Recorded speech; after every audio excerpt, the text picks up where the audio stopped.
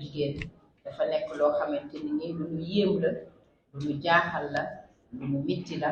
loo xamante ni bés bu ne mu andi ay tiis te tout à l'heure bu ngeen gisee kenn ci partenaires yi mi ngi doon défier ni mi ngi laaj ba xam ci sunuy famille ñun ñi am na kenn ko ci amul kenn yëkkatiwul sa loxo loolu moo wone ni dëgg la ndax man mii ngeen gis ma taxaw mën naa ni sama rakk bu jigéen maanaam sama soxna rakk nga xam ne maa yore ay doomam ci 30 ans la ko cancer daal di yóbbu laaxira te cancer bi nga xam ne moo ko yóbbu moo di cancer du sein te it gis nañu ni bis bu ne ay jigéen ci Afrique ci Sénégal ci àdduna bëri nañu lool ay jafe-jafe ndax tawat jooju moo waral nag bi ñu ma woowee ci lii ma am ci vraiment émotion bu bëri ak it pasteef bu bëri pour ñëw teew ci ndax li ko waral mooy wopp ñi nga xam ne moo ñu dajale fii di nga xamante ni nii moom la am ci ay danger yu muy indi ci doomu aadama yi yu muy faagaagal mais rawatina it man sama jëmmi bopp damay jigéen joo xamante ni nii lépp luy engagement jëm ci mbirum jigéen ñi daf maa ñor mu di seen àq seen yelleef mais rawatina loo xam ni seen bànneex la ak seen wér te wopp jii di cancer du sein mën naa ne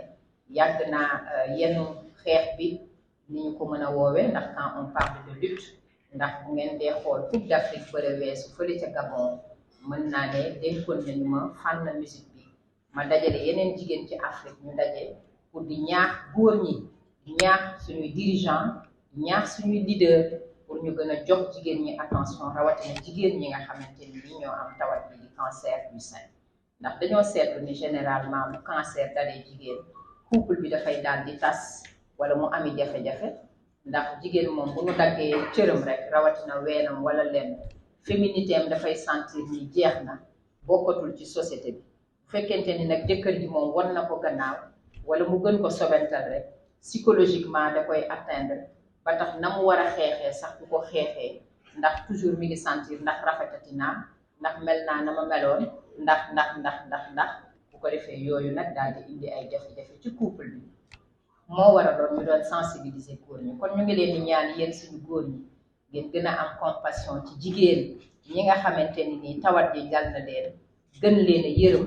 gën leen a jàppale gën leen a taxawu pour gën leen a gunge